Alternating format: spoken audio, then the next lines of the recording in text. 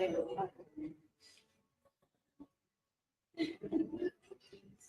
evening, everybody. Welcome. So happy to see all of you. How do you like your home? It's really pretty, isn't it? Yeah. Okay, so I just wanted to remind everybody first, make sure you turn off your cell phones. I just turned mine on. And is there anybody here for the first time in a spiritual worship service like this? Okay, so we have a few. Okay, so I'm just going to read you a little something about it. So this worship service is based on the religion of spiritualism. Well, spiritualism has been around for centuries. Modern spiritualism began in 1848 in a small town in New York State. Spiritualism believes that life continues after the physical change called death, and that God is a loving God who wants only our greatest good. We are spiritual beings having an earthly experience as we learn lessons for our individual growth. Spiritualism firmly believes that change for the better is always open to each of us, and that the ultimate expression of love is loving your neighbor as yourself. So, with that being said, one of the things that we love about this service is you get to see people you haven't seen in a while and meet new friends. So if you want to just take a second, say hi to the person next to you or behind you. Or...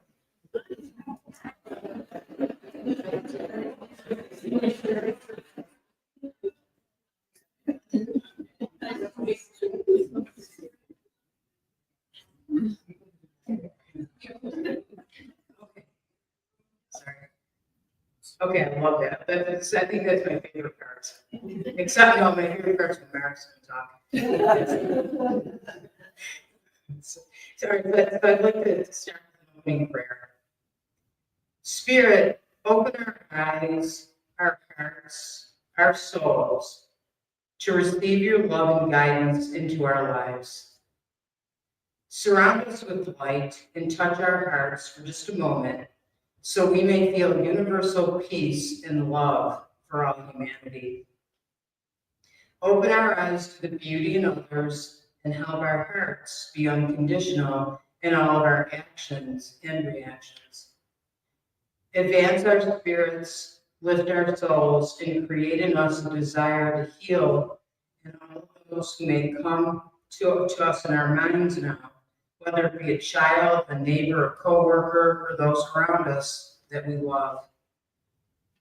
Help me to love myself too so much, all of us, that I'm able to give of myself freely to all those that depend on us or need us to be their light for a brief moment. Amen. Okay, and I'd now like to call up my good friend, Mike Clevenger, who's going to do a reading for us.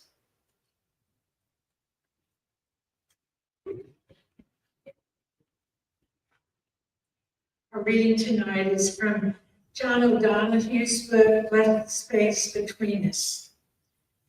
What is a blessing? A blessing is a circle of light drawn around a person to protect, heal, and strengthen.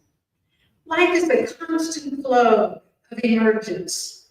The beauty of blessings is in its belief that it can affect what unfolds. To be in the world is to be distant from the homeland of wholeness. We are confronted by limitations and difficulty. When we bless, we are enabled somehow to go beyond our present frontiers and reach into the source. A blessing awakens future wholeness. As we use the word foreshadow for an imperfect representation of something that is yet to come, we can say that a blessing is for brightness. The way, when a blessing is invoked, the window opens in eternal time. Be blessed. Thank you so much for that beautiful reading. Touches the heart. And now we're going to have a brief meditation, so I'd like you to empty your lap if you have anything on it, and just make yourself comfortable in your seats where you are. And I'm going to read a meditation that comes from a book called Healing by Reverend Penny Donovan. And this is a special meditation because, as Reverend Angie said, we are spiritual beings having an earthly experience. This meditation lifts you up and has you connect with your divine self. So accept and just allow yourself to relax and allow that to happen for you. So let's just take a few breaths and relax first and just let go of the day. So just exhale any hurry or worry or occupations of the day, preoccupations. We just let go. We take a nice deep breath in, filling our lungs all the way up to our shoulders. Nice deep breath. And when you're ready, just let it go at your own pace. A cleansing breath. Letting go, letting go. Feeling relaxation moving down your arms, down your torso, down your legs, emptying out, and breathing in peace, breathing in blessedness, breathing in sanctity. Let us begin. Put yourself inside an elevator. The door closes and you feel yourself going up. As you go up, you feel a lightness in your being. It's as though everything of the earth is falling away and you are becoming lighter and lighter. You feel every concern that you have ever had fall away from your mind. Every emotional disturbance is gone from your emotional body. You are becoming light, becoming light, becoming light, and you realize that you are light. And that light fills the inside of the elevator. You feel the elevator stop, the doors open, and you step out into the vastness of forever. Around you is every conceivable scene of beauty and light, and you are a part of that light. You feel yourself going forward. Before you, there stands a figure, glorious, radiant figure, and as you approach, it holds out its arms to you for an embrace, and it embraces you, and as you look up into its face, you see yourself. The radiance and the power of it seems to wrap around you, and you recognize that you are one with it. And as you are unfolded in its embrace, you feel yourself becoming consumed in it, a part of it, until there is nothing that separates the two of you. You have become one.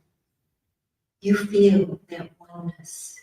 You sense it in every part of your being. And we will be still for about a minute or so.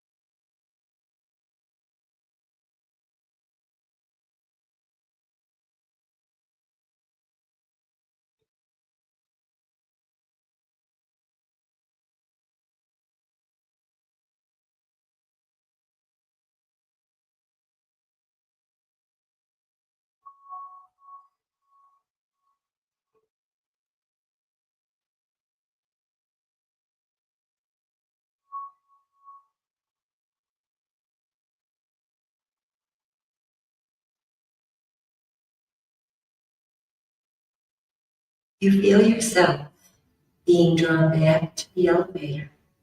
You and your spirit self remain unified together. You step into the elevator, the doors close, and you are still in this great and wondrous light. And you feel the elevator going down, but the light does not diminish. Downward. The light still bright and pulsating. Downward. The light still bright, still filling your being. The elevator stops, and you step off, and you are this beauteous light being. You come over, and you sit back down in your seat, still radiant light. When I count to 3, you will open your eyes, still being radiant light. 1, 2, 3.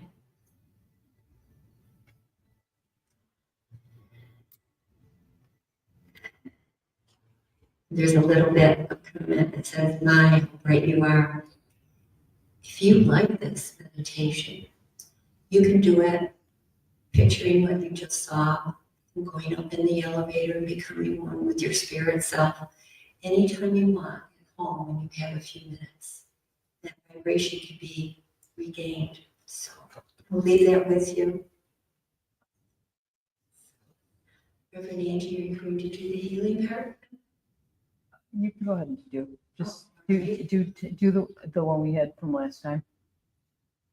Yeah. So now we're going into the active healing part of our service, and I'd like to bring your attention back to the rhythm of your breath. Breathing in and breathing out. Feel the warmth inside of you, gathering around your heart. A soft white light hovering in a sphere, charged with a deep desire to heal. Send your love there to this sphere of white light hovering at your heart. Send your compassion, your kindness, your empathy, your healing prayer to this sphere. And see it as it grows, this ball of light. See it as it gets charged with your love. This ball of light lives in your heart, and now it's time to give it to the world. So take a deep breath in, getting your whole body and mind and spirit ready to release your light. And as you exhale, imagine this ball of light shining out onto the world around you. Let your light shine on your family, your friends, your neighbors, your country, your world.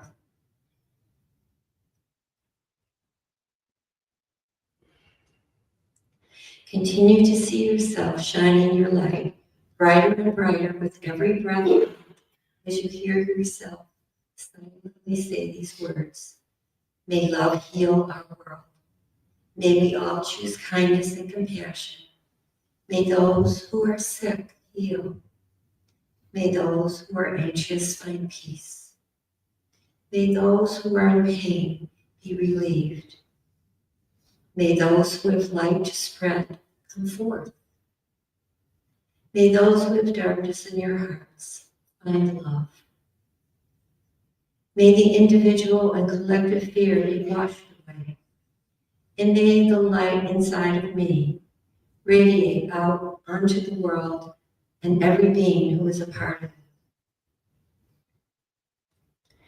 As you see your light beaming from you, notice another person to your right whose light is also shining.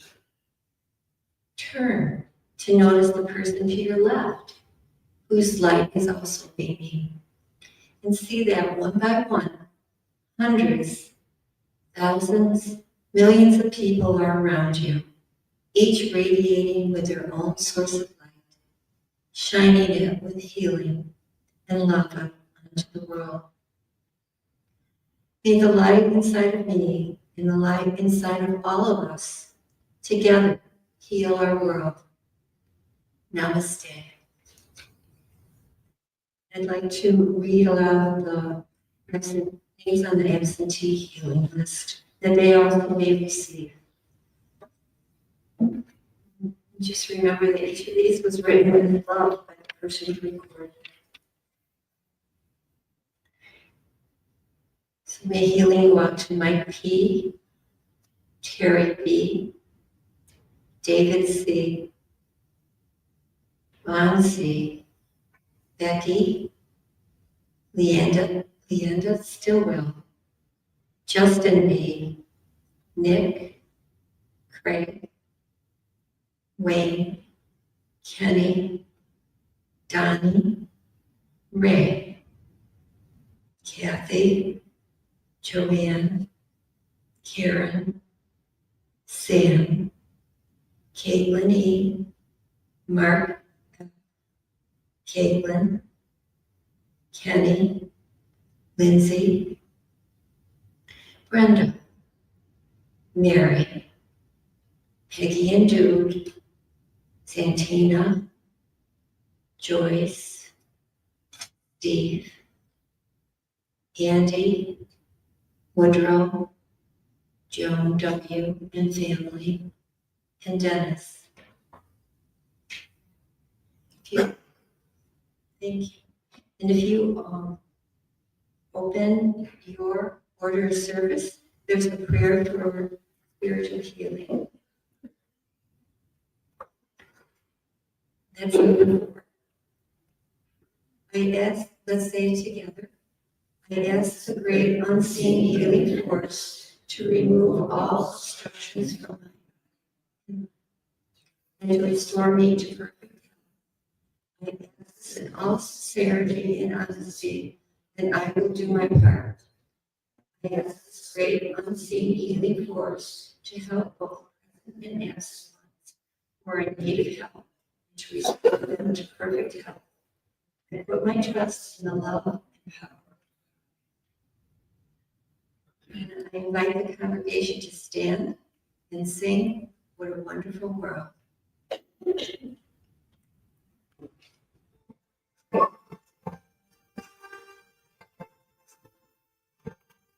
Sing to the rain,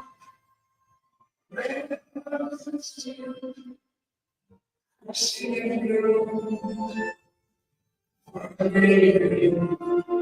and I think to myself,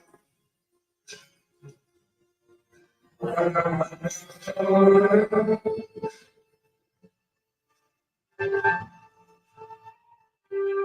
I see skies of blue,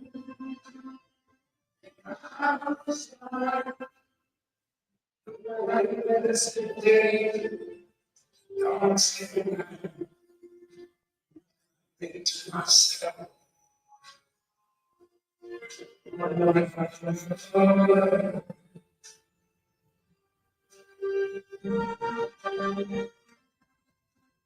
Colors of the rainbow, so pretty in the sky.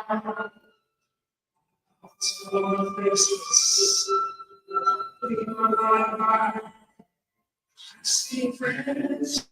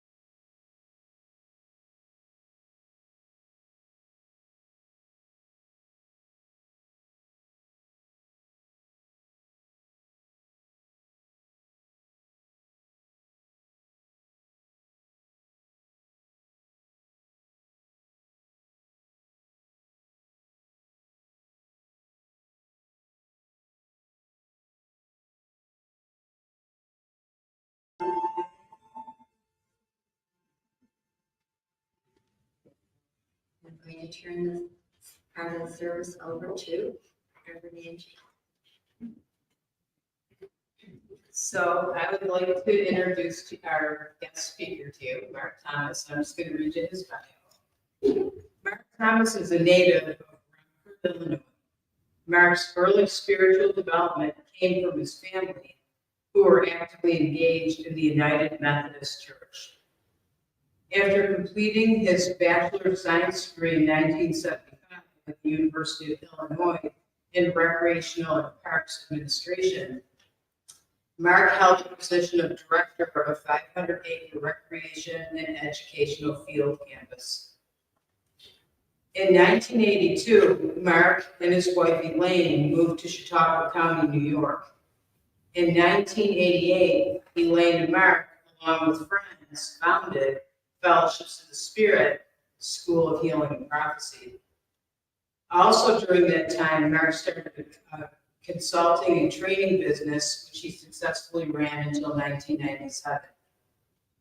In addition to business pursuits from 92 to 97, Mark was elected and served as a town official, and then following that service, he was elected and served as Chautauqua County executive from 98 to 2005.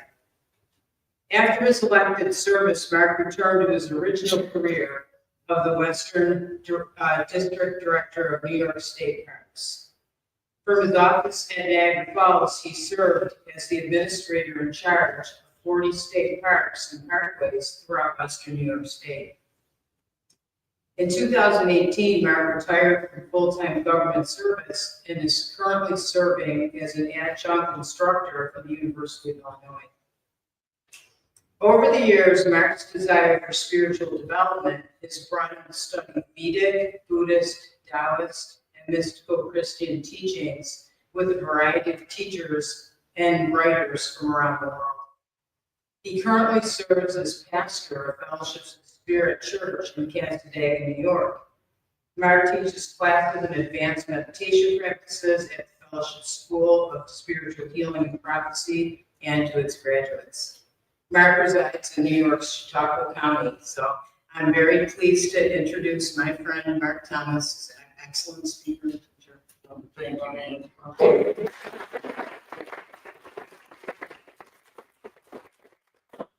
Oh, it's a lovely house of worship for it tonight. It's great to be. It's five. I call it Spider's Place. Look around the walls and ceilings, the timber framing, the beauty of this, and I take a minute to thank the congregation of the Faith United Church of Christ. Are there any members of that church with us this evening? So that's okay. Well, even still, I'm very, very appreciative that they've opened their doors to us to conduct our monthly worship services. It's a very special thing. You might not think so, but as spiritualists, we don't get welcomed very often into other churches.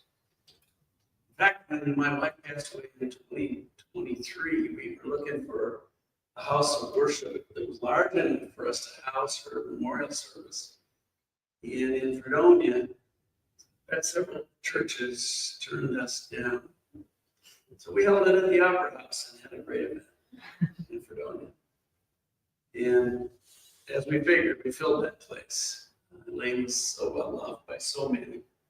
And so we treat the welcomeness of this congregation that has built this place, maintains this place, and opens its doors to those of other walks spiritually as a real blessing and a real gift. And we're very grateful for that. And so whether they're here or not, I'm entering into this space of gratitude to us and for all of us to be able to worship here this evening. And then I also want to thank Irene, who's been here, and Angie for finding this place and making it available. We were worshiping before down in the village of Bloomsville. A lovely building, but parking was a problem downtown. And so it's wonderful that Williamsville is prosperous, but it didn't make it easy for folks to come out in the evening even to be with us. So this is so much better space. And also for Tim, and who does all of our electronic things for us, And for Jerry, who was a greeter tonight, for your service and your help as well. It makes a big difference. I want to thank you all. My talk tonight is holding your center and staying connected in turbulent times. Did you know we're in turbulent times? Yeah, it's kind of difficult to keep centered in this time of rain. There's lots of change going on. Whether you like it or you don't, it's change, and it's big change. And we're having to deal with that as a world, as a nation, and in our own communities. There's this guy from Buffalo that I have admired. I admired for years while he was here with us, and he took an early exit and a quick exit out. His name was Tim Russer, and he was a Buffalo kid all the way south Buffalo. And I love the way he ended his Meet the Press show. Eat your go Bills. And, here we are. Too soon? Too soon? Well, here. The guy in front of you right here is a Cubs fan, so we went 108 years. And with the philosophy that a team can have a bad century. Okay? I don't put that on the Buffalo Bills. However, the few years we've had without winning it all, it's always next year. And the Buffalo fans are loyal, and they do amazing things and have a reputation you may not realize it nationwide. Calling themselves the Buffalo Bills Mafia, kind of don't particularly care for that name, but bottom line is they are there, and it's not just about football, that they are there. When people have misfortune, whether it's a Buffalo Bills player that almost died on the field, or it was somebody from Cincinnati that stepped up and helped out, or it was other players who've had misfortune of some kind. It's as if they're one of us, that they belong to us as well. And the amount of money, in literally millions of dollars, have been raised and pumped out into foundations and charities by the fans of the Buffalo Bills. The Buffalo Bills fans who have not yet been able to celebrate that big win, just amazingly faithful, not only to their team, but to their community. And whether you like football or not, this isn't about football. It's a metaphor. And football is a metaphor unless we take it a little too seriously. When the chips are down in Buffalo, we just lived through another anniversary of the blizzard of 77. Remember that? Those of you that were around for that? Boy, did people pull together, right? I mean, it was like, boom, glue instantly. Everybody pitched in to help everybody else out. And it's the same thing in the work ethic in this city. People talk about how the work ethic is so strong here. People go that extra mile. The people are kind here and in ways it's undeniable. Oh, sure, you have those others, but there's a kindness about how people interact in this community. As they not only look out for themselves and their families, but they look out for the larger community and the larger world. And that's a very special thing. It doesn't exist everywhere, folks. Don't take it for granted. There's a sense of belonging that is part of this community, that some folks don't feel they belong, but you know what? We can all do better at helping them feel like they belong. But for the most folks, there's a sense that this is a place. And it may be cold here at night, but it's better than what everybody else has to deal with. Our problems melt. They got the fires, they got the mudslides, they got the earthquakes, they got the hurricanes, they got the tornadoes. It seems like what we have to deal with is a problem that melts. Oh, well, we'll get through it. Wait until next year. So tonight I talk about this community and this whole thing about holding your center and staying connected in turbulent times. I have to tell you that when things are changing so fast and so intensive, one of the most important things you can do at a time where you might feel very disempowered, where you might feel very isolated and alone, where you feel like you can't make a difference and things are happening to you, is the time where you need to have a meditative practice that you do every day. that you go into that interior silence and you bring more of that out into this world that we live in.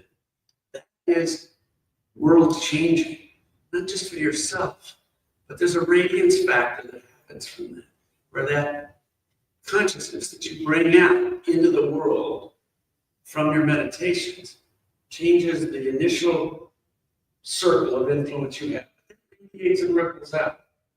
And it makes a huge difference. And it gives you more resources to deal with the changes that are flying at us daily. It's important. I can't underscore that enough. If you've been putting it off, you'll get around to it. Well, you got around to it. Right? It's spelled T-U-I-T. It means get around to it. Now, get on it and get to that practice. If meditation is hard for you, get to a class and learn how to get through those roadblocks. Santosha offers courses. We have courses at fellowships. There's other places as well. If you've got barriers that are in your way of getting to that interior connection to source, being able to bring that connected sourceness out into your everyday world.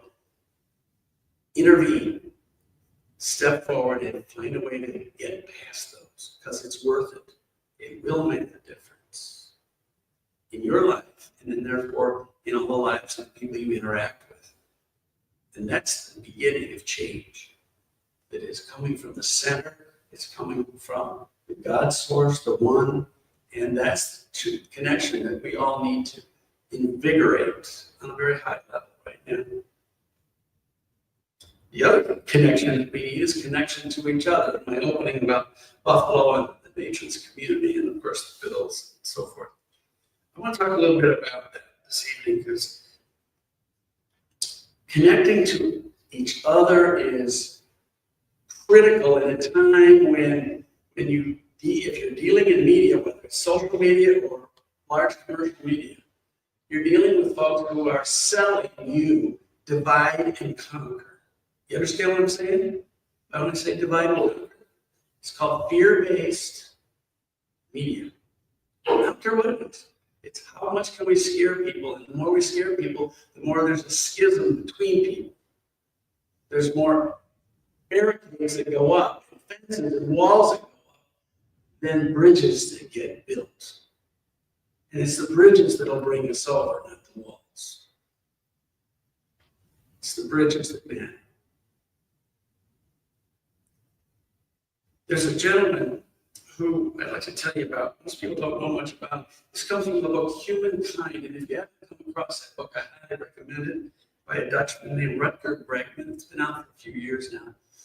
And he writes about a gentleman, an American psychologist, who was committed to figuring out the answer to these questions. Where does prejudice come from, and how can we prevent it?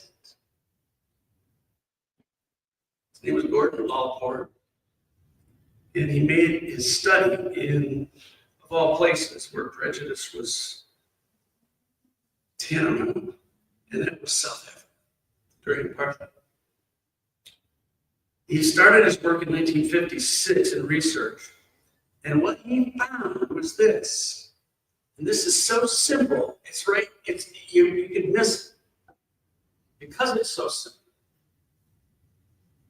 And through his research, he found that contact, nothing more, nothing less than that, was the key. Interpersonal contact. This scholar suspected that prejudice, hatred, racism, and other forms of bigotry all stem from the lack of human contact. We generalize wildly about strangers because we don't know them, he wrote. So the remedy seemed obvious: more contact. As Santosha wrote in those same years, after all, we can only love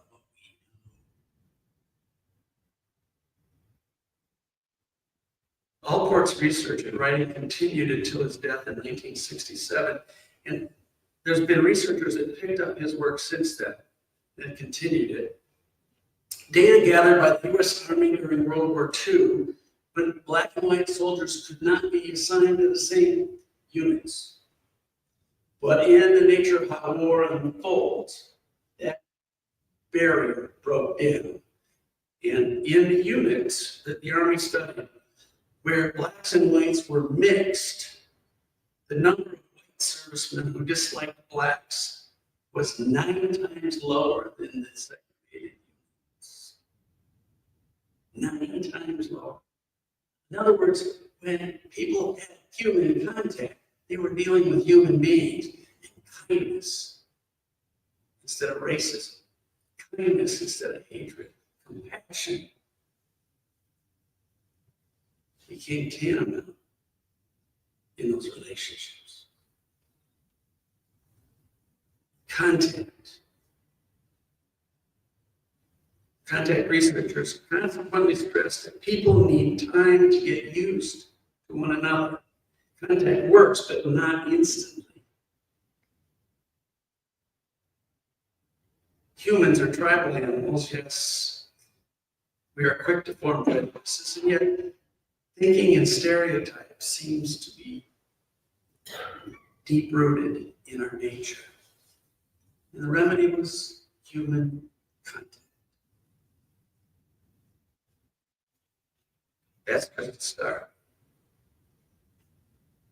Because contact has to move to connection. Interpersonal connection, interpersonal relationship. Contact is the start.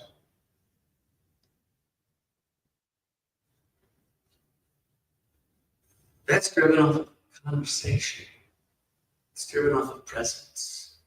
Conversation. Conversation can lead to dialogue.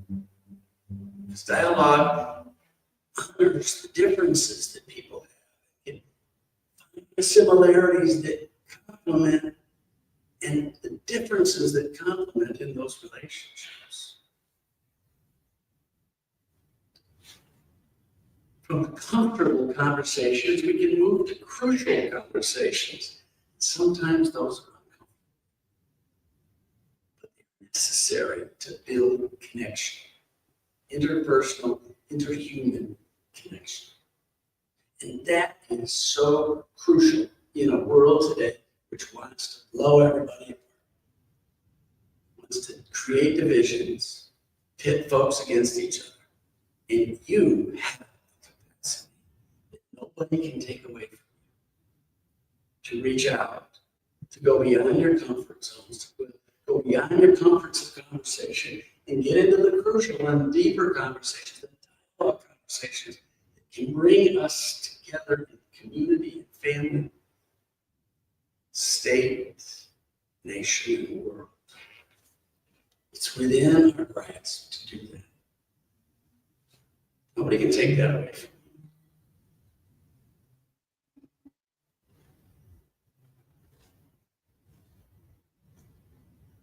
The one common denominator that's required for all of that to happen is what I would call, what the Buddhists refer to as universal loving kindness. Universal, that's all we know.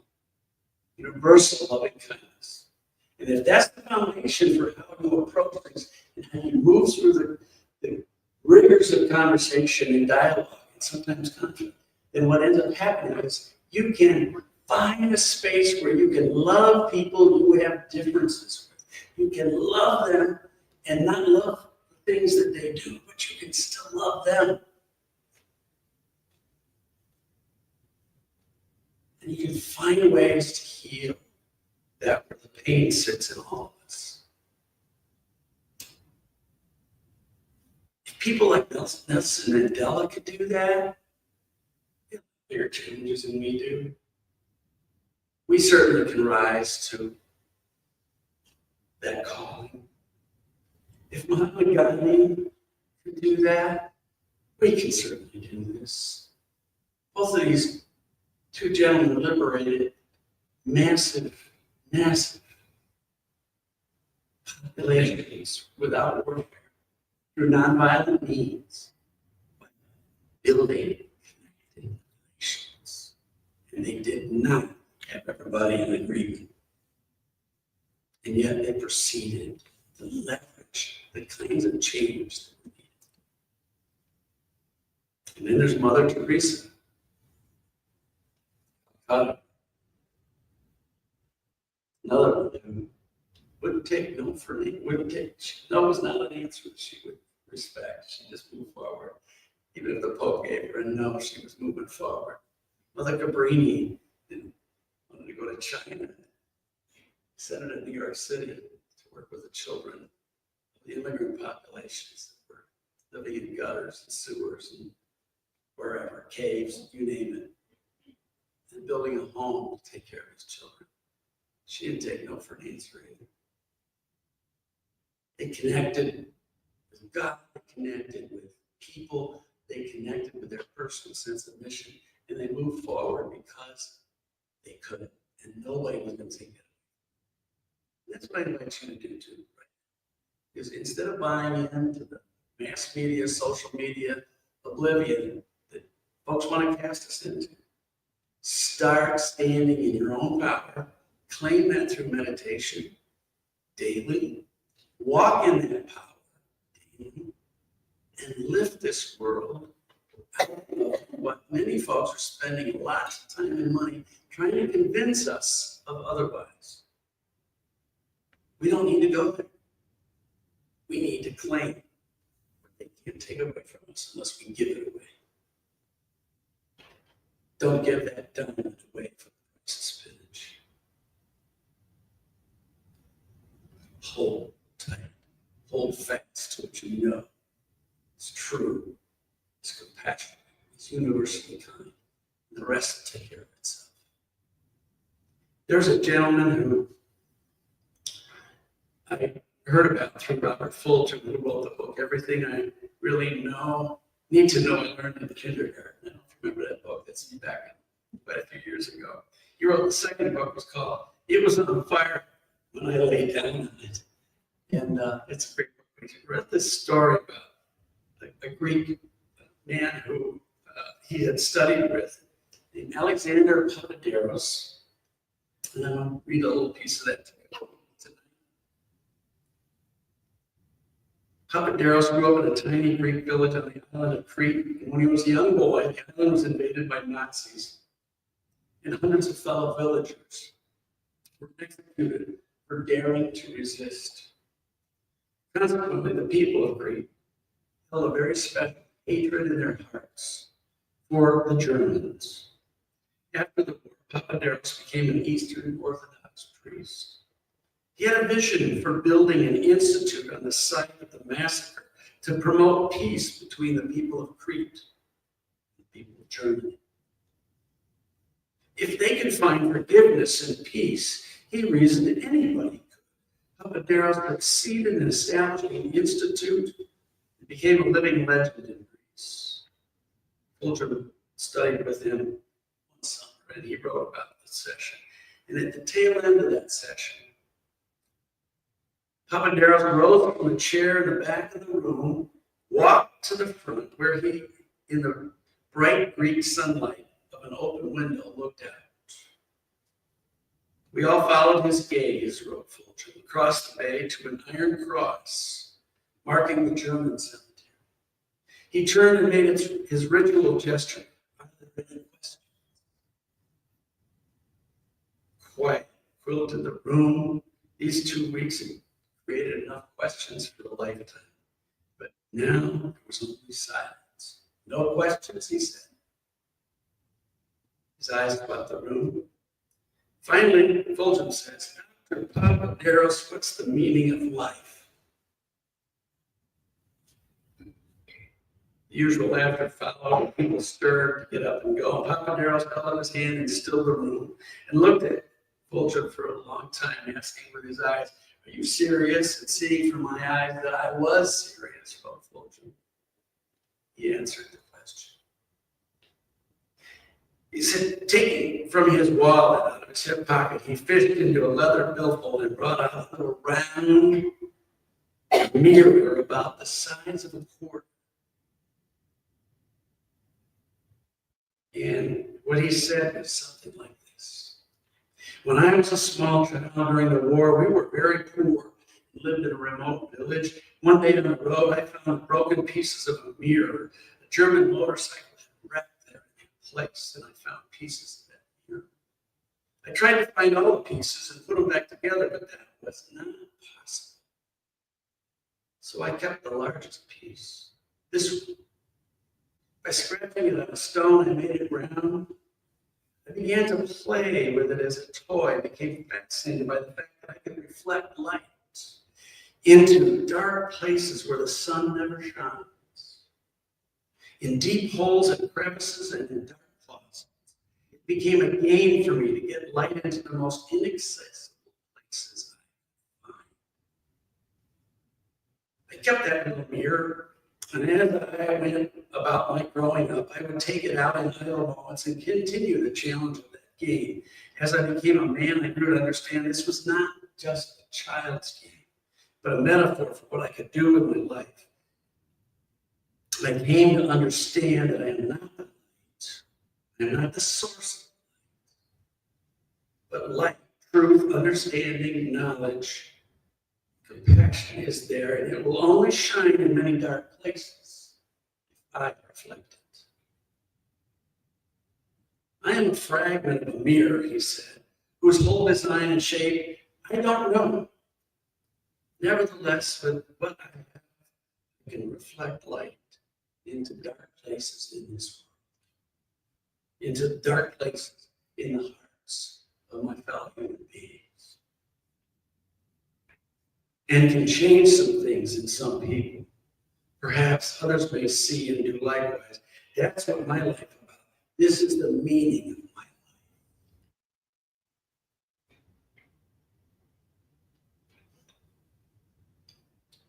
He then took his little mirror and holding it carefully, caught the bright lights, rays of the daylight streaming through the window, reflected them onto my face and onto my hands folded on the desk.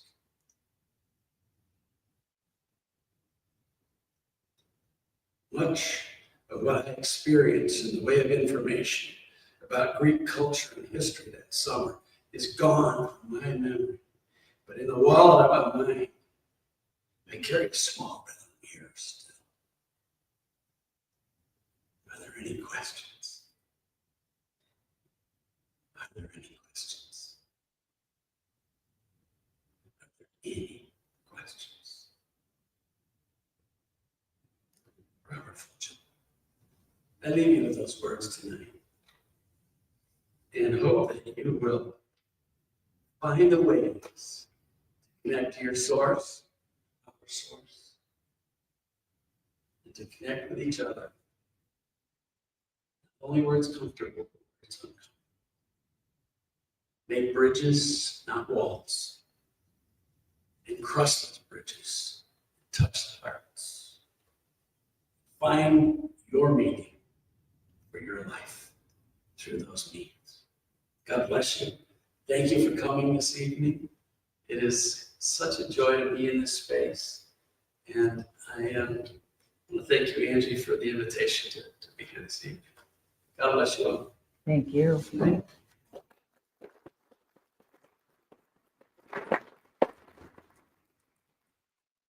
you. For these very moving words, I feel like they're words we can carry with us, as touchstones, that sense of community, and all those people who made it, strove to make a difference, and that in our own source. So thank you. Thank you.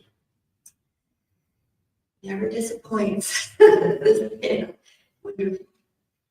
So now it's time for our collection.